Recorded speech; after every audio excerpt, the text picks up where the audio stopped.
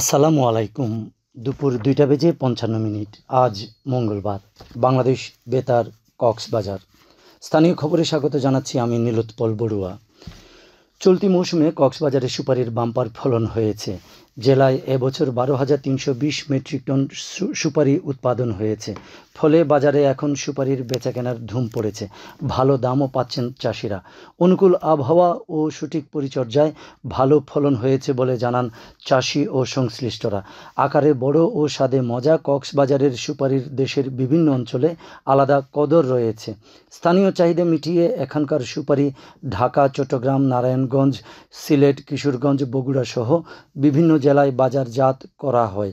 পাশাপাশি মধ্যপ্রাচ্যের Dubai, Saudi আরব সহ বিভিন্ন দেশেও রপ্তানি হচ্ছে।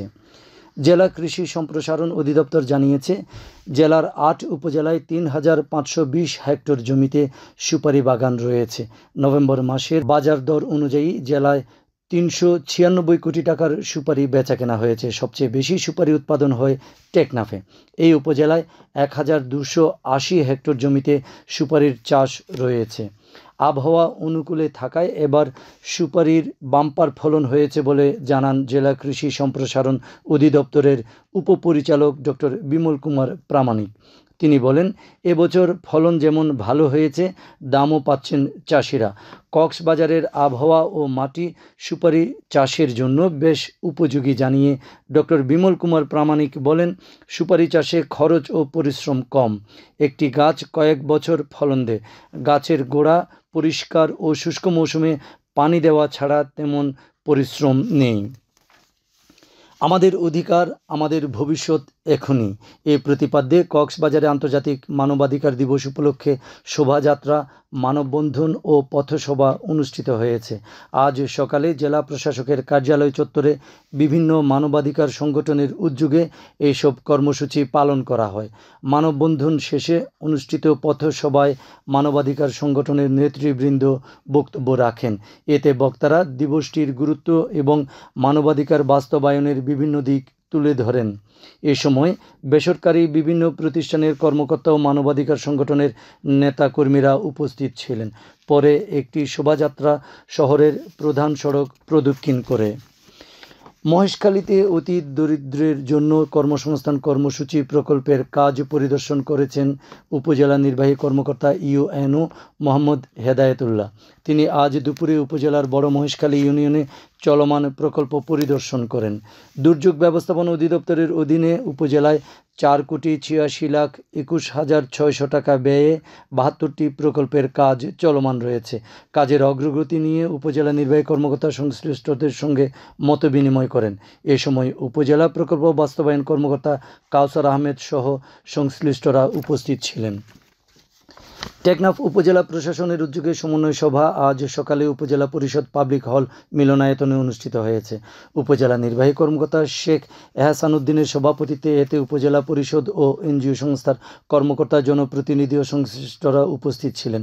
সভায় উপজেলায় কাজ করা বেসরকারি সংস্থা এনজিওগুলোকে তাদের অর্পিত দায়িত্ব যথাযথভাবে পালন করার আহ্বান জানান উপজেলা নির্বাহী কর্মকর্তা। এদিকে টেকনাফে মহিলা বিষয়ক অধিদপ্তরের উদ্যোগে এবং উপজেলা প্রশাসনের সহযোগিতায় আন্তর্জাতিক নারী নির্যাতন প্রতিরোধ পক্ষ ও বেগম রোকেয়া দিবস 2024 পালিত হয়েছে। গতকাল বিকেলে উপজেলা পরিষদ পাবলিক হল মিলনায়তনে উপজেলা নির্বাহী কর্মকর্তা শেখ এহসান উদ্দিনের সভাপতিত্বে আলোচনা অনুষ্ঠিত হয়। এতে উপজেলা পরিষদের কর্মকর্তা, জনপ্রতিনিধি, উপজেলা নারী উন্নয়ন ফোরামের প্রতিনিধি ও সংশ্লিষ্টরা উপস্থিত ছিলেন। সভায় নারী উন্নয়নে বিশেষ ভূমিকা রাখায় 10 জন নারীকে বিশেষ সম্মাননা দেওয়া হয়। আবহাওয়া, আগামীকাল দুপুর 12টা পর্যন্ত 24 ঘন্টার পূর্বাভাসে বলা হয়েছে, অস্থায়ীভাবে আংশিক মেঘলা আকাশসহ আবহাওয়া শুষ্ক থাকতে পারে।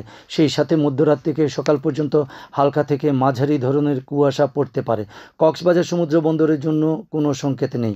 আগামী 24 ঘন্টায় দিনের তাপমাত্রা প্রায় অপরিবর্তিত থাকতে পারে ও রাতের তাপমাত্রা সামান্য হ্রাস পেতে পারে।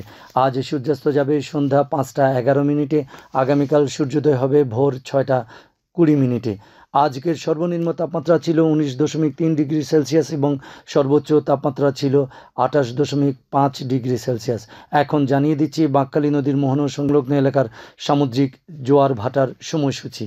আজ জোয়ার শুরু হয়েছে দুপুর 12টা 4 মিনিটে, চলবে সন্ধ্যা 6টা 35 মিনিট পর্যন্ত। ভাটা শুরু হবে সন্ধ্যা 6টা 35 মিনিটে, চলবে রাত 12টা 48 মিনিট পর্যন্ত।